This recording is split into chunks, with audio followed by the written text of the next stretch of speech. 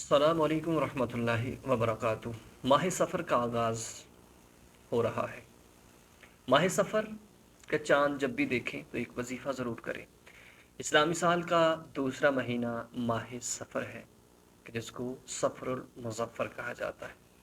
ماہ سفر جس طرح سارے اسلامی مہینے برکت والے ہیں، اسی طرح ماہ سفر بھی برکت والا ہے۔ یعنی کہ حضور پاک صلی اللہ علیہ وآلہ وسلم نے ارشاد فرمایا کہ اسلام کی آمد سے قبل اس ماہ مقدس کو سفر کہا جاتا تھا، اور اس میں سفر کرنا، شادی کرنا، اس طرح کے کام رسم و رواج اس سے منع کیا جاتا تھا اور اس کو منحوس ماہ قرار دیا جاتا تھا۔ لیکن نبی پاک صلی اللہ علیہ وسلم نے فرمایا سفر سفر نہیں بلکہ سفر سفر المظفر ہے، برکت والا مہینہ ہے۔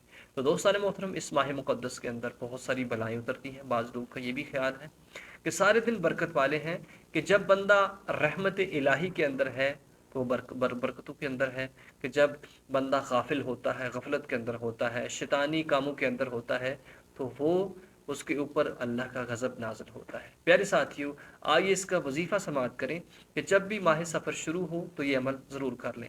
سورہ فاتحہ 7 مرتبہ اول و آخر درود شریف اور 1 مرتبہ سورہ ملک کی تلاوت کر لیں اور اللہ سے دعا کر لیں۔ انشاءاللہ آپ کا پورے کا پورا ماہ برکت والا ہوگا، رحمتوں والا ہوگا اور کوئی مشکل پریشانی نہیں آئے گی۔ عہد کیجئے نماز پنجگانہ ادا کرنے کی، استغفار کثرت کے ساتھ کریں۔ اس ماہ مقدس کے اندر خاص طور پر استغفار کی کثرت کریں، انشاءاللہ بہت ہی زیادہ فائدہ نصیب ہوگا۔ جزاک اللہ۔